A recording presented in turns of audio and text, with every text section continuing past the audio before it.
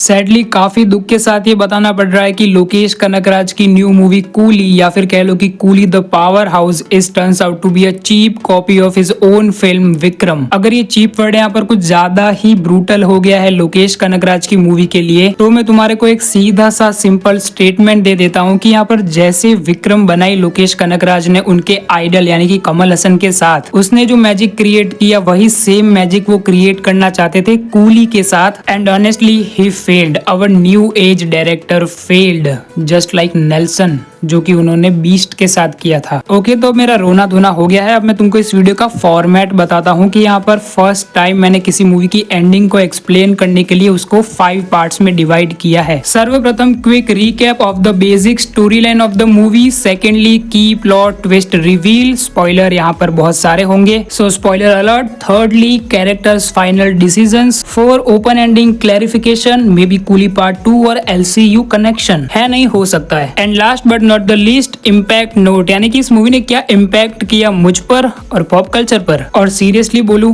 कुछ भी नहीं, nothing. It's totally a Rajini sir's movie, जो कि यहाँ पर फैंस अभी बहुत ज्यादा एंजॉय करने वाले हैं, जो कि मैंने भी किया एज अ रजनीकांत फैन। लेकिन इस मूवी को आगे चलकर याद नहीं किया जाने वाला है, जस्ट लाइक जेलर और यहाँ पर लोकेश कनगराज की अदर फिल्म यानी कि विक्रम। ये दोनों क्राफ्ट बिल्कुल भी फॉरगेटेबल नहीं है। इसके पीछे का लॉजिक बिल्कुल सिंपल है। तुम यहाँ पर उसी चीज को याद रखोगे ना सिनेमा में, जो कि यहाँ पर तुम्हें शॉक करती है और फर्स्ट टाइम देखने को मिलती है। तुम उस सिनेमा एक्सपीरियंस को क्यों ही याद करोगे जो कि तुम पहले ही एक्सपीरियंस कर चुके हो और वो तुम्हें सेकंड टाइम दिखाया जा रहा है, बस एक अलग फॉर्मेट में, अलग एक्टर्स के साथ, अलग सेटअप के साथ और थोड़ी बहुत अलग स्टोरी लाइन के साथ। मिस्टर लोकेश कनगराज सर, आपको हर चीज क्यों रिक्रिएट करनी है कूली के अंदर विक्रम जैसी? मूवी के सारे प्लॉट ट्विस्ट रिवील बिल्कुल सेम विक्रम की तरह फील होते हैं। अब माफी चाहूंगा, मैंने यहाँ पर 5th पॉइंट पहले ही वीडियो की स्टार्टिंग में ही एक्सप्लेन कर दिया, तो अब यहाँ पर बचे 4, लेकिन अभी शुरुआत करेंगे फर्स्ट से। ओके, तो quick recap. Coolie has very simple story line, लेकिन लोकेश कनगराज अपनी ट्विस्टेड स्टोरी लाइंस और कॉम्प्लेक्स स्क्रीन प्ले के लिए जाने जाते हैं। ये उनकी इमेज बन चुकी है अब, तो यहाँ पर अपनी इसी इमेज को कंटिन्यू रखने के लिए जबरदस्ती ट्विस्ट एंड टर्न्स डाले गए हैं इस मूवी के अंदर। बाकी अगर बेसिक स्टोरी लाइन की बात करें तो इस मूवी की स्टोरी रिवॉल्व करती है यहाँ पर कुछ 19 या फिर 20 कूलियों के अराउंड, जिनका की लीडर है देवा। और ये सारे कूली अपनी आइडेंटिटी को छुपाने के लिए देवा के साथ रहते हैं देवा मेंशन में, और देवा का कैरेक्टर इनका लीडर है, इसलिए वो उन सारे ही कूलियों को प्रोटेक्ट करता है। लेकिन अब तुम्हारे दिमाग में ये आएगा कि ये नौबत आई कैसे, यहाँ पर इनको छुपकर क्यों रहना पड़ रहा है? तो इसका रीजन हमें पता चलता है यहाँ पर रजनीकांत के एंड में आने वाले साइमन के सामने एक डायलॉग के अंदर, लिटरली एक डायलॉग के अंदर उन्होंने ये जहमत भी नहीं उठाई कि अगर रजनीकांत को विंटेज फॉर्म में दिखा ही रहे हैं फ्लैशबैक के अंदर, तो यार जो सारे कूली रह रहे हैं देवा के साथ, उनके स्ट्रगल को भी थोड़ा बहुत एक्सप्लोर कर लेते अगर फ्लैशबैक के अंदर। तो जो यहाँ पर एंड में जो रिवील होता है ना, जहाँ पर कि सारे गुंडे घुस जाते हैं देवा मेंशन में और हमें पता चलता है कि वो जितने भी सारे लोग हैं वहाँ पर रहने वाले, उनमें से ही यहाँ पर वो 19 कूली है और वो यहाँ पर गुंडों को मारना शुरू करते हैं, ऐसे एक बिगेस्ट रिवील की तरह कि देवा इज नॉट अलोन। वो ज्यादा किक करता, अगर थोड़ा उनका स्ट्रगल दिखा देते तो। वो सीन आने के बाद यहाँ पर फिर एंड में जाकर रजनीकांत का कैरेक्टर साइमन के सामने वो सारी चीजों को जस्टिफाई कर रहा है, एक्सट्रीमली सॉरी कर रहे हैं। आई नो यहाँ पर लोकेश कनगराज क्या करना चाहते थे। विक्रम के अंदर जो वो सारे एजेंट्स का रिवील होता है ना, बिल्कुल सेम वैसे ही यहाँ पर वो 19 कूलियों का रिवील भी दिखाना चाहते थे, एकदम ग्रैंड और शॉकिंग, बट यहाँ पर प्रॉपर बिल्डअप नहीं था, इसलिए वो सीन बिल्कुल भी वर्क नहीं करता। एक्सेप्ट रियल स्टार उपेंद्र की एंट्री, वो मुझे सबसे ज्यादा पसंद आया मूवी के अंदर, और उनके इर्द गिर्द जो एक्शन कोरियोग्राफी की गई है, वो रजनीकांत चल रहे हैं और फिर इनके इर्द गिर्द वो मारे जा रहे हैं सबको। That was cool. Cool word इसके लिए बिल्कुल सही रहेगा। एंड अब अगर यार फिर से स्टोरी लाइन के ऊपर लौटे तो यहाँ पर जो उनका पास्ट है वो वापस उनके पास लौट कर आता है कोइंसिडेंटली। देवा का दोस्त यानी कि राजशेखर, जिसके कहने पर यहाँ पर देवा ने शराब तक छोड़ दी थी, और वो भी एक बार कहने पर। ठीक है, मुझे लगा था कि यहाँ पर शराब का इतना अगर ये बिल्डअप कर रहे हैं कि मैंने 30 साल से शराब नहीं पी, 30 साल से शराब नहीं पी, तो कुछ तो होगा, एटलीस्ट एक डेथ होगी जिसकी वजह से यहाँ पर देवा ने शराब पीना छोड़ दिया होगा। But they went for brotherhood.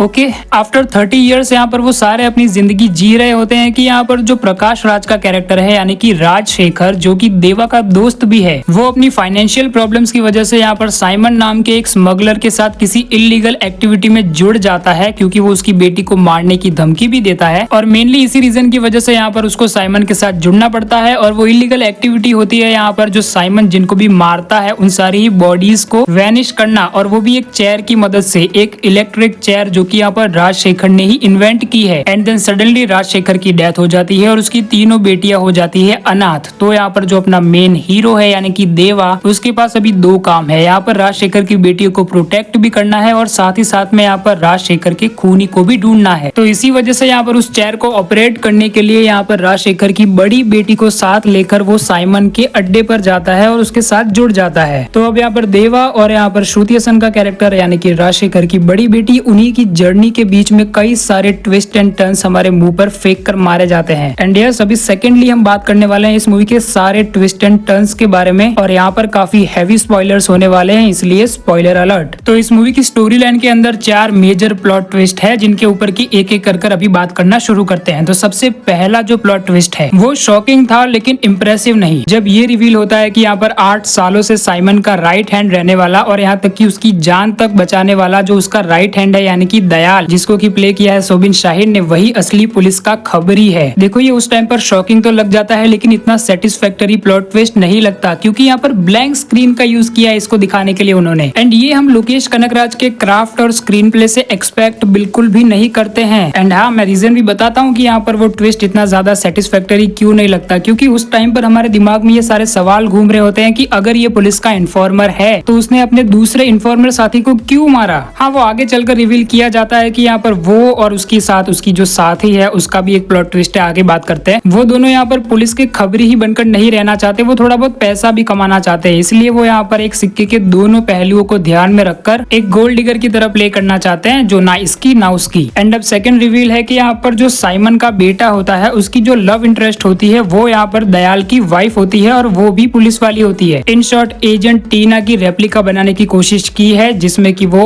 अच्छे से कामयाब तो नहीं हो पाते, लेकिन हाँ मजा जरूर आती है। एक औरत को लड़ते देखकर कब मजा नहीं आती, रियल लाइफ में नहीं, रियल लाइफ में। I am talking about kill bill सालो। और तीसरा इमोशनल ट्विस्ट, जो कि यहाँ पर मेरे एक ऐसे दोस्त ने यहाँ पर पहले ही प्रेडिक्ट कर लिया था, जो कि यहाँ पर मूवीज ज्यादा देखता भी नहीं है। तो अब इस बात को सुनकर तुम्हें ये अंदाजा तो आ ही गया होगा कि अगर कोई ऐसा इंसान भी प्रेडिक्ट कर सकता है इस ट्विस्ट को, तो कितना ही ज्यादा बड़ा ट्विस्ट होगा ये। और मैं बात कर रहा हूँ उसकी, जहाँ पर कि ये रिवील किया जाता है कि यहाँ पर जो शुरुआत से ही श्रुति हसन का कैरेक्टर यहाँ पर अपने देवा के साथ मिलकर अपने डैड की मौत का बदला लेने के लिए इन्वेस्टिगेशन कर रही थी, वही यहाँ पर अपने देवा की असली बेटी है। और जो देवा की वाइफ थी वो यहाँ पर राजशेखर की बहन ही थी, और यहाँ पर अपनी बहन की बेटी को ही पाल रहा था राजशेखर अपनी बेटी बनाकर, क्योंकि यहाँ पर राजशेखर ये जानता था कि यहाँ पर रजनीकांत का कैरेक्टर यानी कि देवा इस मूवी का मेन लीड है, इसलिए यहाँ पर कुछ ना कुछ गड़बड़ तो उसके साथ होगी ही आगे चलकर लाइफ में, तो पहले ही क्यों ना बचा लूं मैं अपनी भतीजी को। है भतीजी हुई ना, ये साले रिश्ते बड़े कंफ्यूज करते हैं यार। अब देखो यार, भले ही मुझे ये प्लॉट ट्विस्ट इतना ज्यादा प्रेडिक्टेबल लगा हो, लेकिन यहाँ पर ये मुझे इमोशनल लगा है, ये मैं मानना जरूर से चाहूंगा। कई सारी ऐसी इमोशनल चीजें हैं जो मूवी के अंदर वर्क नहीं करती, लेकिन यहाँ पर स्टोरी लाइन के हिसाब से वर्क नहीं करती। वो हमें इमोशनल करता है क्या लोकेश कनगराज की स्टोरी टेलिंग हमें इमोशनल करती है? नहीं, बिल्कुल नहीं। हमें इमोशनल करती है रजनीकांत की आंखें, उनकी परफॉर्मेंस। भाई एंड में जब यहाँ पर वो अपनी बीवी का फोटो देखते हैं जला हुआ, इसको बोलते हैं ना कंप्लीट सिनेमा। अगर ऐसे मूवमेंट्स और होते तो मैं इमोशनल भी होता मूवी के अंदर, लेकिन सैडली सिर्फ क्लाइमेक्स ने इमोशनल किया मुझे। एंड अब बात करते हैं चौथे ट्विस्ट की। क्या तुम इसको ट्विस्ट मानोगे भी, या फिर अपने मेन लीड यानी कि देवा को एंड में मरता हुआ ना दिखाने के लिए सिर्फ यहाँ पर पास्ट में एक कैरेक्टर के बाजू में दूसरे कैरेक्टर को दिखा दिया, जो कि यहाँ पर पूरी मूवी के अंदर छुपाया हुआ था। व्हाट अ ग्रेट ट्विस्ट ना। और वो हिडन कैरेक्टर था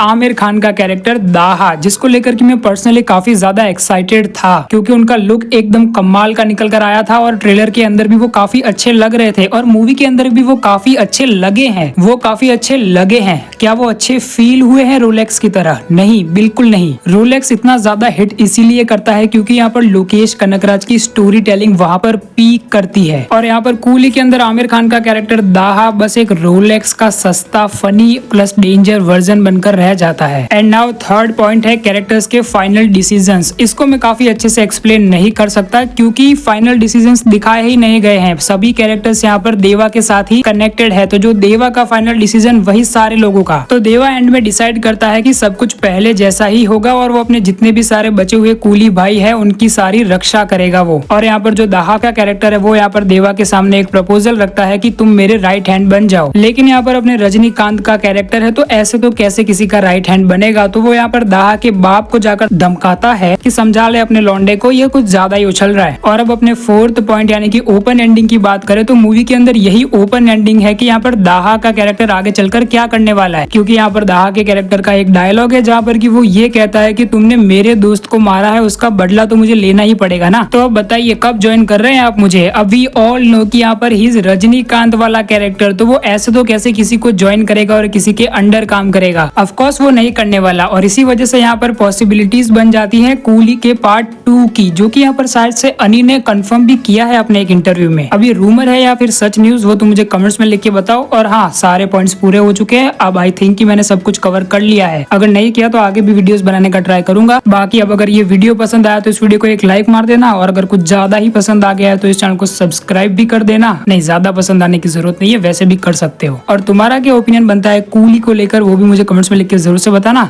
ओके, तो बाय बाय।